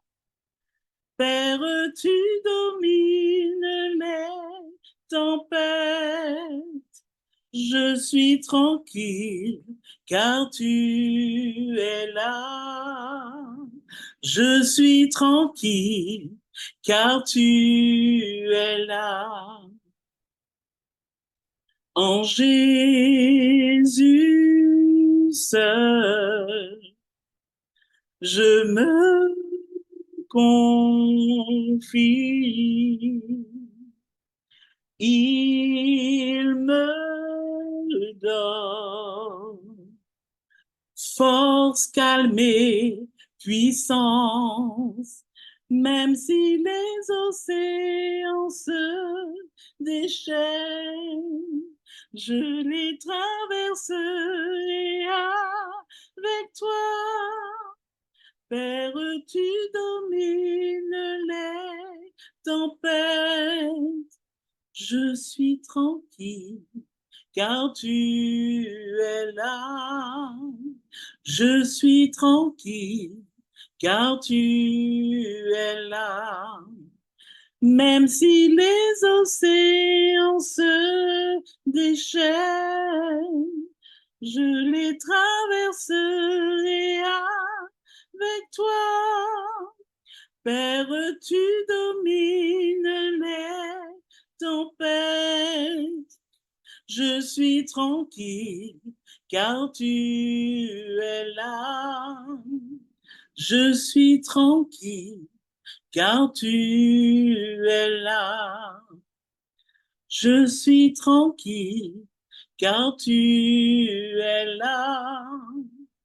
Je suis tranquille car tu es là. Amen. Amen. Amen. Amen, amen. Jésus-Christ est un abri certain, solide et sûr, n'est-ce pas? Amen. Amen. Amen. Alors maintenant, le temps est venu pour les questions-réponses. C'est un moment vraiment privilégié que vous avez l'opportunité d'avoir en ce moment avec Guylaine, notre conférencière, qui se fera un plaisir de vous répondre et de vous conseiller. Mais attention, ce ne sont pas des conseils individuels, personnels. Pour cela, ce que je vous invite à faire également, c'est que vous aurez toutes ces coordonnées, bien sûr, à la fin. Alors, je me lance, j'ai une question. Ah, Bonjour. parfait. Bonjour, j'ai une question par rapport à l'eau. Guylaine nous a parlé de l'eau et j'aurais aimé savoir s'il y a une limite à ne pas dépasser dans la consommation d'eau pour ne pas abîmer les reins. J'aurais aimé qu'elle me donne un peu plus sur le quota d'eau dans une journée. D'accord, ok Dominique. Alors merci pour ta question. C'est vrai que c'est important. Je n'ai pas trop détaillé parce que sinon ça serait long. Mais comme je l'ai dit, en fait, nos organes en fait éliminent 2 litres d'eau par jour. Un petit peu plus, à 2,3 3 je crois. Et donc, on ne doit pas dépasser, c'est vrai, les 2 litres d'eau. Parce que on a l'eau dans les aliments, on a l'eau à travers ce qu'on va boire aussi. Donc, lorsqu'on additionne tout ça, on ne doit pas dépasser 2 litres d'eau. Après, il y a aussi une question aussi d'endroit où on est. Si on est aux Antilles, il fait plus chaud, donc on va perdre beaucoup plus d'eau. Donc, du coup, on va devoir augmenter cette dose et on pourrait passer même à 3 litres d'eau par jour quand on est aux Antilles ou dans une région, il fait très chaud en fait. Il y a d'autres facteurs encore qu'on peut voir. Il y a différentes situations, mais là, ça sera un peu plus personnalisé. Mais là, je parle de manière générale par rapport au fonctionnement du corps, à la quantité d'eau que le corps perd. Donc, on ne devrait pas dépasser 2 litres d'eau. Donc, voilà. Merci, Guylaine. De rien. Alors, il y a une question, Guylaine. Bonjour, que pensez-vous des antidépresseurs et conseils pour, je suppose que c'est s'en débarrasser. Oui, eh ben, comme tu l'as dit, hein, Isabelle, au début, donc je ne peux pas répondre directement à ce genre de questions parce que voilà, c'est un peu plus personnel. Par contre, ce que je vais conseiller à cette personne, c'est de, si elle suit tous les conseils que j'ai présentés aujourd'hui, ces 8 clés, ça va déjà l'aider déjà à se sentir mieux dans sa peau, déjà. Et puis après, si après elle m'appelle et je lui donnerai justement des plantes qui vont l'aider, qui vont prendre le relais des antidépresseurs. Mais je ne vais pas pouvoir dire plus là ce soir. D'accord. Comme les questions commencent à rentrer, alors je vais essayer d'en lire une rapidement. Quelqu'un qui dit qu'elle a 50 ans, qu'elle a des problèmes de cartilage, ulcération genou. Mais ça revient à la question précédente que tu dis par rapport à l'eau, en fait. Euh, bon, rapidement, hein, elle dit que c'est peut-être lié au fait qu'elle ne boive pas suffisamment d'eau, qu'elle a du mal à boire, elle n'a jamais soif. Donc, il y a plusieurs personnes qui disent qu'ils ne boivent pas beaucoup, justement. Est-ce que tu peux donner une réponse plutôt générale? Et puis, D'accord. Donc, pour les gens qui ont du mal à boire de l'eau, je peux vous conseiller de boire aussi sous forme de tisane ou alors d'aromatiser l'eau. Vous mettez des fruits pendant toute la nuit à tremper dans l'eau, comme ça l'eau aura un meilleur goût. Quoi d'autre encore pour boire d'eau? Ce sont des petites astuces, hein, mais c'est important de boire de l'eau, les amis. C'est vraiment important. Je vous ai expliqué l'importance de boire de l'eau, en fait, parce que si on ne boit pas suffisamment d'eau, on aura un dysfonctionnement dans notre corps au niveau des cellules. Et donc, c'est très important de trouver des techniques de consommer aussi beaucoup de fruits aussi aqueux, c'est-à-dire qui sont riches en eau, comme la pastèque. Là, c'est la saison. Alors, manger de la pastèque comme vous avez déjà ce problème déjà avec l'eau, mais essayez de boire de l'eau, c'est important. Et maintenant, pour son problème d'arthrose, eh ben, à ce moment-là, il m'appellera et je verrai vraiment avec lui un peu plus en détail. Parce qu'il n'y a parfait. pas que ça, il y a plusieurs paramètres à voir hein, pour l'arthrose. Il n'y a pas que ça, quoi. Il y a aussi des mains levées. J'ai vu Suzy tout à l'heure, une main levée. Suzy, tu veux intervenir? Vous m'entendez? Très, très, très, très loin. Est-ce que tu peux te rapprocher du micro? J'enlève mon... Va? Oui, ça va, oui, vas-y. D'accord. Oui, alors, concernant... bonjour, d'abord, bon sabbat. Oui, bon sabbat, Oui, bonjour donc, Suzy. le programme est vraiment intéressant. J'apprécie beaucoup. Alors, concernant la vitamine D, c'est vrai que j'habite aux Antilles, mais est-ce que quelqu'un qui travaille, disons un maçon qui travaille toute la journée dans le soleil, est-ce qu'il peut avoir une carence en vitamine D? Oui. Et oui, c'est vrai. Oui, il peut avoir quand même une carence en vitamine D. Donc, il faut qu'il fasse un bilan pour contrôler. Il faut contrôler son taux de vitamine D. Mhm. D'accord.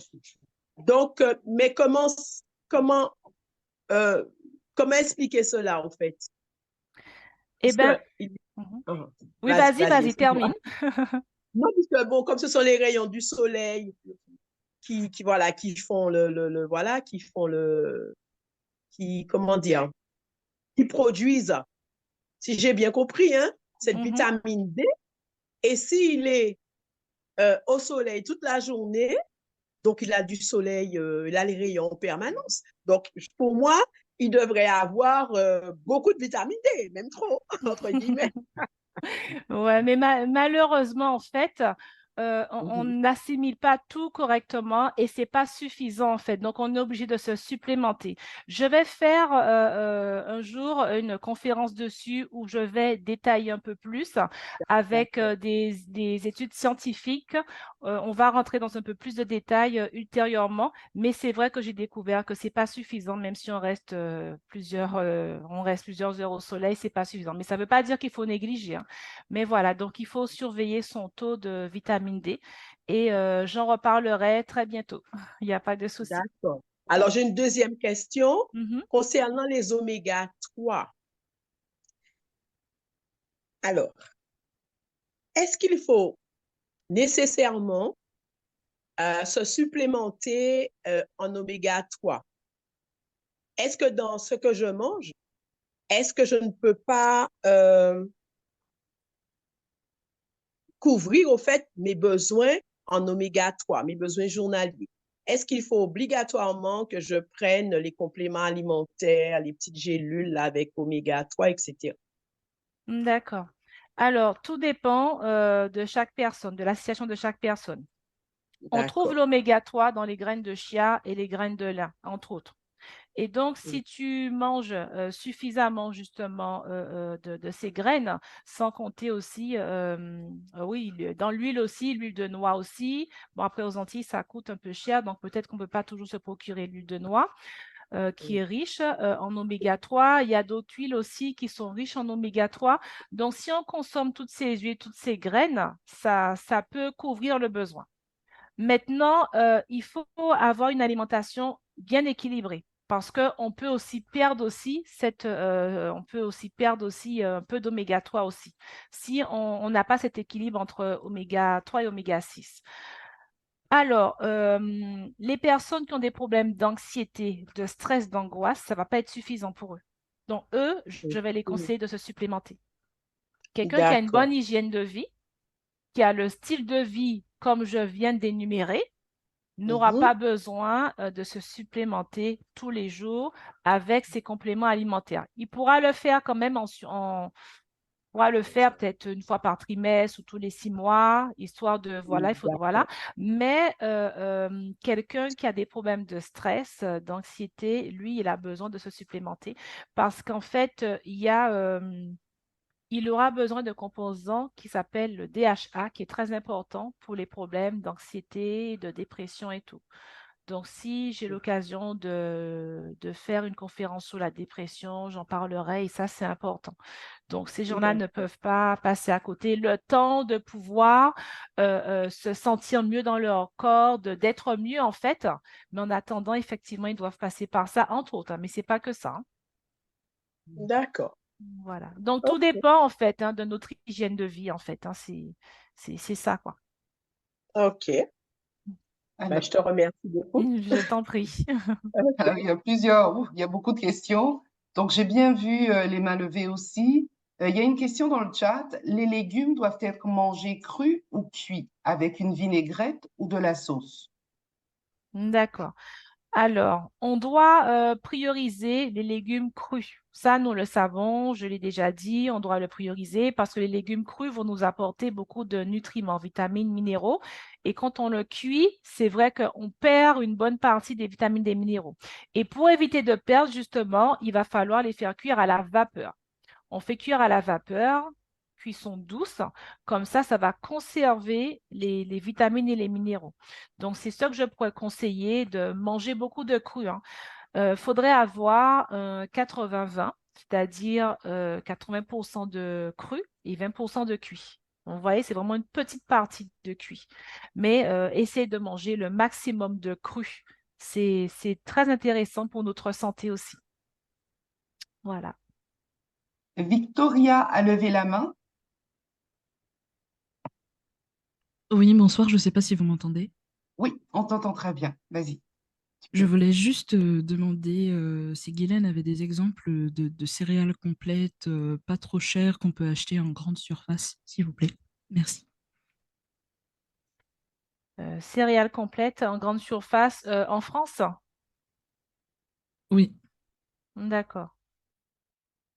Eh ben, le riz complet, hein. En grande surface, on trouve du riz complet, on trouve On trouve du quinoa, on trouve toutes les céréales en grande surface, hein. Moi, je ne vais pas nommer le nom des grandes surfaces, je ne vais pas faire de la pub, mais on trouve, hein, on trouve en grande surface, même en rayon vrac aussi, hein, dans les grandes enseignes, on trouve des céréales complètes. Donc, vous pouvez commencer par le semi-complet pour habituer votre palais, surtout lorsqu'on a des enfants. On peut commencer par le semi-complet et puis passer après au complet. D'accord. Et juste dernière question, le flocon Oui. d'avoine, ce n'est pas une céréale complète? Si? Oui, on l'utilise, hein, c'est une très bonne céréale à prendre, surtout le matin. D'accord. C'est très intéressant à consommer les flocons d'avoine le matin. Voilà, vous pouvez le faire en porridge ou alors en muesli. Vous mettez des fruits frais, des fruits séchés dedans. Vous D'accord. mettez une cuillère de graines moulues dans votre bol de céréales le matin. Ça va vous apporter énormément de nutriments. C'est très intéressant. Ah oui. D'accord. Et du coup, est-ce que c'est dangereux de l'associer avec un produit laitier ou pas du tout, avec un yaourt naturel sans sucre ajouté Alors, il faudrait l'associer avec un yaourt végétal. Parce que j'ai D'accord. bien expliqué, en fait, peut-être que vous n'étiez pas là au début, mais j'ai expliqué que l'alimentation carnée, ça acidifie le sang. Donc, si on veut éviter cette acidité dans notre sang, parce qu'on a vu en fait que l'acidité va créer l'inflammation, va créer des maladies, voire même après le cancer, donc on va plutôt favoriser justement tout ce qui est végétal. Et lorsqu'on boit du lait, c'est normalement, c'est soi-disant pour avoir du calcium, mais le calcium qu'il y a dans le lait de vache, en fait, notre organisme ne le fixe pas en fait et il ne l'assimile pas correctement. Et donc, notre corps, en fait, est fait pour assimiler le calcium qui se trouve dans le végétal, c'est-à-dire dans les amandes, les noix de cajou. Là, vous allez avoir un meilleur calcium que votre corps va assimiler. Donc, vous pouvez rajouter du lait végétal d'amande ou de noix, enfin, quel que soit le léagineux, en fait. Ça va vous apporter un meilleur calcium que celui qui est dans le lait de vache, qui va acidifier votre sang, qui va créer de l'inflammation chez vous et différents maux, en fait. C'est le conseil que je donne. Après, chacun choisit, hein. Mais voilà, moi, j'ai donné l'information. On a vu les études scientifiques qui en parlent, qui montrent justement quelle est la meilleure alimentation qu'on doit avoir. Et on voit que ces études scientifiques confirment ce que la parole de Dieu nous dit aussi, quoi. Donc, il n'y a pas de contradiction entre les deux. D'accord, merci beaucoup. Je vous en prie. Il y a aussi une autre question, mais tu avais déjà répondu, à savoir, malgré la chaleur en Guadeloupe, est-ce qu'on peut boire plus de 2 litres d'eau? Donc, je sais que, je ne sais pas si tu veux revenir là-dessus, mais tu avais déjà répondu un peu plus tôt par rapport à cela. Oui, voilà, c'est ça. J'avais C'est déjà ça. répondu et Oui. voilà. Donc, je vais prendre la suivante. Donc, que pensez-vous du lavage intestinal avec poche après un jeûne intermittent par rapport à l'eau qui serait euh, lien de détoxification et nettoyage du côlon durant des périodes de l'année? D'accord. Alors déjà, le jeûne, déjà, il y a déjà, comment dire ça, quoi? Il y a, le mot m'échappe, il y a déjà le nettoyage. Voilà, le mot m'échappe, mais c'est pas grave. Il y a déjà un nettoyage du corps qui est fait. Donc, c'est vraiment aléatoire. Si la personne veut faire un lavement, il peut le faire. Mais sinon, ce n'est pas obligatoire. C'est pas obligatoire en soi parce que le jeune a déjà fait déjà son travail de nettoyage déjà, quoi. D'autophagie, je cherchais le mot, l'autophagie en fait qui se passe dans le corps. Donc, il y a déjà ce système de nettoyage, donc on n'a pas besoin encore de faire un lavement derrière. Maintenant, il y a des gens qui ont certains problèmes de santé et qui ont besoin d'aller plus loin. Et là, ils vont faire un lavement. Donc, tout dépend en fait. OK. Autre question, est-ce une bonne chose pour détoxifier le côlon que de prendre du microbiona? Ah, je connais pas ce produit-là, donc cette personne-là, je sais N'hésitez pas. pas encore à envoyer des Oui, voilà. informations dans le chat. Eh ben, il faudrait que la personne me l'envoie, Je m'envoie la contacte, boîte pour oui. que je puisse, il me l'envoie sur WhatsApp, la photo de la boîte et les ingrédients, pour que je vois ce qu'il y a dedans. Et comme ça, je pourrais lui dire si c'est bon ou pas. Mais là, c'est pas un produit que je connais, donc je vais pas pouvoir répondre. Désolée, quoi. OK. Je Euh, vois aussi quelqu'un qui demande que faire pour, que prendre pour faire une détox et pendant combien de temps. Je vais pas pouvoir répondre à cette question parce que c'est un sujet un peu complexe. On entend parler de détox, surtout en ce moment, et c'est mal fait. Et c'est mal fait. Donc, si quelqu'un veut faire une détox, je vais plutôt l'inviter à me contacter et je vais le conseiller. Parce que c'est pas D'accord. toujours fait correctement, quoi. Et c'est pas, ça peut être dangereux, quoi. Pareil aussi, je vois une question, mais je pense que ça nécessiterait de la poser directement par chat en envoyant vos coordonnées à, à Guylaine, parce que c'est spécifique aussi. On donne un nom de produit par rapport à l'articulation, donc autant te l'envoyer directement. Nous sommes bien d'accord. Mhm. Oui. Les graines germées, est-ce qu'elles peuvent faire l'affaire? Autre question. Alors, faire l'affaire pour quoi, en fait? J'imagine que c'est dans la suite, enfin, c'est pas indiqué, mais j'imagine que c'est lié, tu sais, quand tu parlais de graines complètes ou de, j'imagine que c'est l'association que, Nana, veux-tu apporter plus de précision? Alors, les graines germées peuvent-elles faire l'affaire? Ceux qui sont intolérants au gluten, alors ce serait ça le deuxième point, et au lactose, pareil. Hello, excusez-moi, c'est Nana. Super. Oui. Merci, Désolée, Nana. désolée. Non, je peux reposer en même temps. Voilà, en fait, quand vous avez parlé de manger plus cru, le cru, mais comme je Mhm. dis, il y en a qui ne tolèrent pas forcément dans le cru. Alors, c'est vrai que les graines germées peuvent aider, ça dépend de quelles graines germées. Parce qu'en mangeant, par exemple, une courgette crue ou chou-fleur cru, des fois, c'est pas évident. On ne le digère pas forcément. Ça dépend aussi si notre microbe était perturbé. Automatiquement, il va pas peut-être le tolérer convenablement. Je pense qu'il y a tout ça, il y a tout ça à régler aussi. Donc, c'est un ensemble de choses, quoi, qui fait que, bon, on ne tolère pas, quoi. Voilà. Mhm. Et C'est ça. concernant je perds les mots, le lactose, sans lactose et sans gluten, effectivement, de plus en plus, hein, il y a des gens qui ne digèrent plus, hein, parce qu'ils sont intolérants, soit ils ont la maladie cœliaque, ou effectivement, par rapport à d'autres maladies, je dis que ça accentue l'inflammation. Ceux qui souffrent de l'inflammation, effectivement, il faut éviter. Alors, je dis effectivement, est-ce que vous avez des conseils sur ça, quoi? Voilà. Ok. D'accord, Nana. Alors, ok, donc merci pour tout ce que tu as dit. Donc, en fait, ce sont des choses que j'ai déjà parlé auparavant et que je serai amenée encore à dire. Je ne vais pas pouvoir tout dire parce qu'en fait, lorsque je parle du gluten, j'en parle dans la partie nutrition. Mais là, j'ai parlé de manière générale. Mais c'est vrai, je confirme en fait que le gluten en fait est inflammatoire et que ça abîme en fait les parois des intestins. Et donc, c'est ce qui fait que beaucoup de personnes ont des problèmes d'allergie, ils ont des problèmes d'intolérance, etc. C'est dû au gluten. Donc, c'est vrai qu'il faut éviter de manger le gluten et se tourner vers le blé ancien, vers le blé ancien qui, lui, n'a pas été transformé. Et donc, on aura une meilleure digestion en consommant du blé ancien.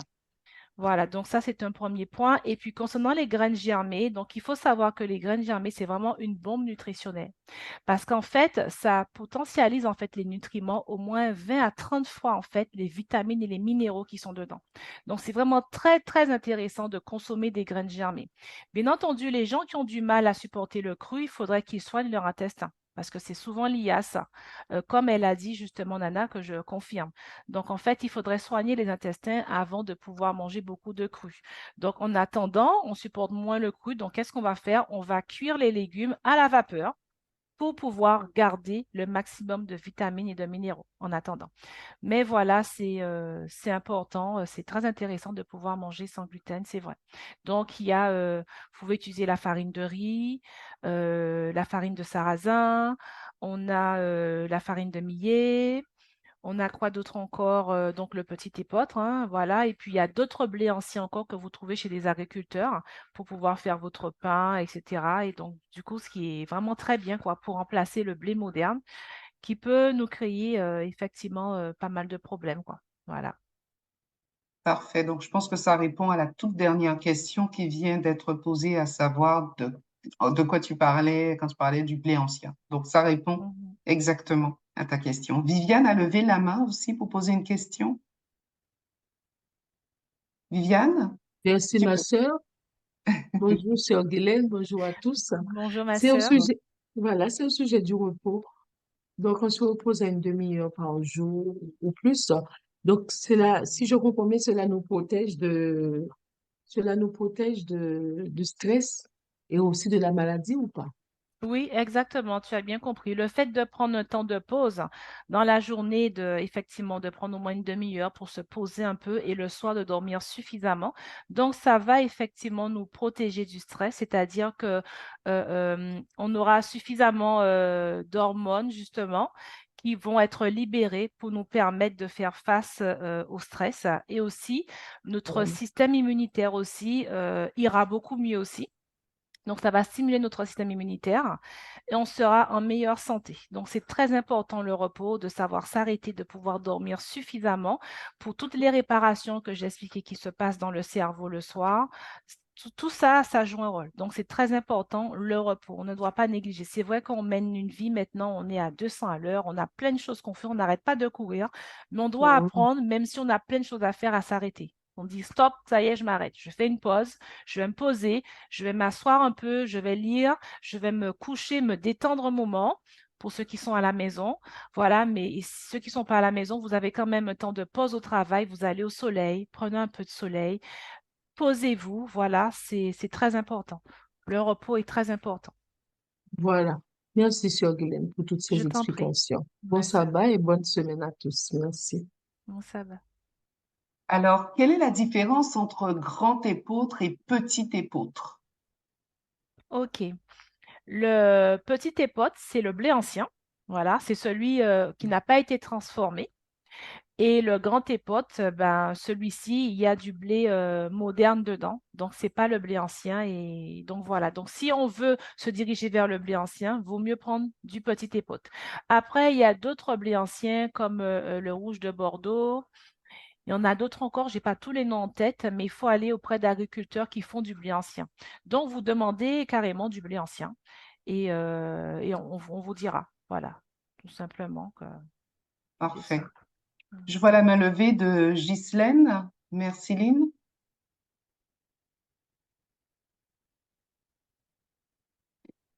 Ghislaine, tu peux y aller. J'ai vu ta main levée pour une question. Merci, Lynn, Ghislaine. Sinon, en attendant, pour réparer les intestins, alors que conseillez-vous comme probiotique? On reste de Euh, manière générale, bien sûr. wow, je ne vais pas faire de publicité. Donc, écoutez, que la personne puisse pouvoir me contacter, m'envoie sa question par texto. Ok. Oui, Voilà. bonsoir, c'est Ghislaine, vous m'entendez? Ah, oui, Oui, vas-y, Ghislaine. Oui, je voudrais demander, est-ce que l'avoine, est-ce que c'est bon pour l'intestin? Est-ce que c'est du gluten? on trouve de l'avoine sans gluten. Donc, Ah, si tu as un d'accord. problème d'intestin, privilégie l'avoine sans gluten. C'est marqué sur le paquet sans gluten. Ah, d'accord. Ok. Ouais. Parce que je vois qu'on peut même faire du pain avec l'avoine. Je ne sais pas si c'est une bonne chose. Eh ben, il y a pas mal de recettes en fait, hein. Il y a pas mal de recettes. Donc, oui, tu peux essayer pour voir si tu as trouvé une recette intéressante avec l'avoine. Moi, j'ai pas essayé hein, avec l'avoine, hein. Moi, j'utilise du blé ancien parce que comme je suis à la campagne, donc il y a des agriculteurs dans le coin qui Ah, font du blé d'accord. ancien. Et donc, je me procure cette farine pour faire mon pain et tout, quoi. Mhm. Ouais, mais on dit que, bon, de faire du pain sans gluten. Mais la levure même, c'est déjà de la gluten, hein? Alors, La levure levée. faut prendre du levain. Du Le levain. levain, c'est Ah, mieux. Oui. Mhm. d'accord. Ok. On trouve du levain déshydraté en magasin diététique aussi. D'accord. D'accord. Bon, je voulais poser une autre question, excusez-moi. Est-ce que les œufs, c'est de la viande? Ben, les œufs, c'est un aliment carné, quoi. Donc, du D'accord. coup, ça fait partie voilà, des aliments carnés. Voilà, donc il D'accord, faut parce que faire je disais, attention. comme Ouais. c'est le petit, comme c'est l'œuf de la poule, donc il n'y a pas de chair, il n'y a pas de sang. Ah oui, mais ça sort de la poule. Oui, Donc, c'est un excusez-moi. aliment carné, oui. Mhm. D'accord. Ok, merci. Au revoir. Il y a d'autres questions, mais vraiment, je vous invite à les poser, à laisser vos coordonnées, comme on l'a dit précédemment, puisque c'est quand même pas mal, ça nécessiterait des réponses plutôt personnelles. Donc, je vous ai pas oublié, je les ai bien vus. Mireille, Michaela, et- posez vos questions, laissez votre nom à Guylaine dans le chat. Et puis, de toutes les manières, comme je dirais, je vais répéter encore, il y a une slide où on va justement remettre toutes les informations de Guylaine de manière à ce que vous ayez vraiment des réponses très, très, très personnalisées. J'ai Isabelle, j'ai une main. Oui? Il y a quelqu'un oui, qui a parlé. oui, c'est moi, c'est Hortense. Je voulais dire à Guylaine, Oui, Hortense. je connais quelqu'un qui livre la farine à l'ancienne sur Paris assez souvent. Est-ce que ces personnes qui sont intéressées veulent sont coordonnées, c'est coordonnées? Ben, à ce moment-là, je pense que Sur ça le va être chat, bon de le mettre. Isabelle, je le mets sur le chat pour toi, Isabelle, et puis Oui, oui, c'est ça. N'hésite pas ça à marche. mettre dans le chat et puis ça va être plus simple en fait. OK. D'accord. Comme ça, tout le monde verra et ceux qui sont intéressés pourront solliciter cette personne. Merci. C'est ça. De Donc, rien. Merci, Hortense. alors excuse-moi Isabelle, je vais répondre à Vas-y. une dernière question parce que sinon on Oui, va passer on la va. soirée. C'est tout à fait. Donc, je suis désolée hein, de ne pas pouvoir répondre à toutes les questions ce soir parce qu'il est tard. Mais voilà, vous enverrez vos questions, vous me l'enverrez par mail et puis j'y répondrai, il n'y a pas de problème. Et puis, certaines questions, je ne pourrai pas répondre par mail. Alors, je vais vous inviter à prendre un rendez-vous avec moi. Donc, juste un point. Quelqu'un qui a mis que on dit que le gluten est déconseillé, mais on fait de la viande avec. Mais après, chacun prend soin de sa santé. Chacun voit en fait, chacun fait son choix. Il y a différentes choses qui existent, mais on n'est pas obligé de consommer tout ce qu'on voit. C'est vrai qu'il y a le sétan, c'est vrai, c'est bon à la bouche, mais c'est fait avec de la farine de gluten. Donc, si vous voulez prendre soin de votre microbiote, vous savez que vous n'allez pas en consommer. Voilà, donc chacun fait son choix en fait, mais vous avez l'information. C'est ça. Maintenant, je ne dis pas ni de faire ni de ne pas faire, de manger, ne pas manger. Chacun fait son choix selon s'il veut prendre soin de sa santé ou pas. On a vu ce soir comment avoir un bon style de vie pour être en bonne santé. Et on a vu que c'était important, que c'était nécessaire. Maintenant, ce soir, chacun va faire son choix. Est-ce que je veux prendre soin de ma santé? Est-ce que je veux optimiser cette santé que Dieu m'a donnée? Parce que la santé est une richesse, c'est notre seule richesse. Donc, on va faire notre choix, savoir qu'est-ce qu'on fait. Est-ce que je continue dans ma manière que je faisais avant, dans mes mauvaises habitudes, ou est-ce que je vais prendre de bonnes habitudes? Bien sûr, il y a des choses qui se font par étapes. Petit à petit, vous allez faire les choses. Il peut y avoir une transition. Maintenant, ceux qui veulent avoir la transition, je suis là pour vous accompagner aussi. Vous m'envoyez un mail, voilà Guylaine, je veux changer ma manière de faire, dans mon mode de vie, mais voilà, je veux avoir une transition, comment faire? Et petit à petit, on va mettre des choses en place pour que vous puissiez y arriver, parce que l'objectif, c'est ça, que vous puissiez y arriver un jour et que vous puissiez avoir un bon style de vie. Donc, voilà. Il ne faut pas être choqué, mais sachez que Dieu est là et Dieu peut nous aider. Il veut nous aider. Il attend une seule chose, c'est qu'on lui dit, Seigneur, me voici. Prends-moi, fais de moi ce que tu veux. Et il le fera. Parce que de nous-mêmes, on ne peut rien faire. Mais avec Dieu, avec le Saint-Esprit en nous, nous avons la victoire. La louange est un acte de foi. La louange exalte Dieu et nous affirme sa grandeur. La louange, cette arme spirituelle désarme Satan en le réduisant au silence. Lovmin magnifiera Dieu en interprétant une louange.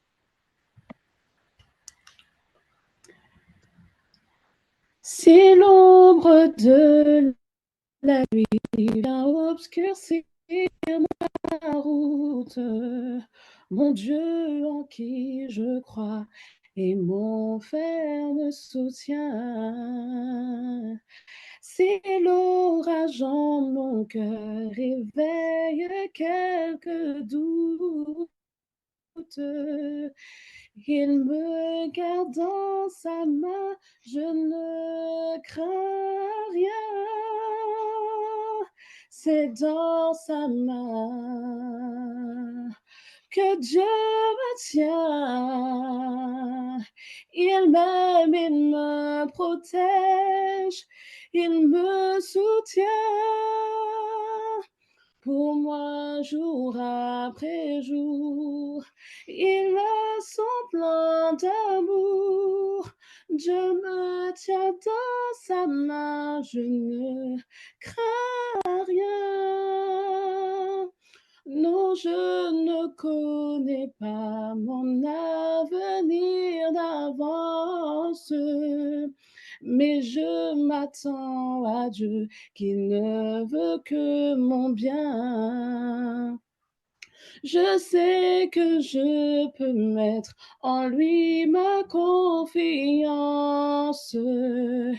Il me garde dans sa main, je ne crains rien. C'est dans sa main que Dieu me tient. Il m'aime, il me protège, il me soutient. Pour moi, jour après jour, il a son plan d'amour. Dieu me tient dans sa main, je ne crains rien. Je sais que son amour sera toujours le même, qu'il m'accompagnera jusqu'au bout du chemin. Oui, le Dieu que je sers, que j'adore et que j'aime, me garde dans sa main, je ne crains rien. C'est dans sa main que Dieu me tient. Il m'aime, il me protège, il me soutient. Pour moi, jour après jour, il a son plan d'amour. Dieu me tient dans sa main, je ne crains rien. C'est dans sa main que Dieu me tient. Il m'aime, il me protège, il me soutient. Pour moi, jour après jour, il a son plan d'amour. Dieu me tient dans sa main, je ne crains rien. Dieu me tient dans sa main, je ne crains rien. Dieu me tient dans sa main, je ne crains rien. Amen, amen. Amen. Puisse la louange être enracinée dans notre relation avec Dieu.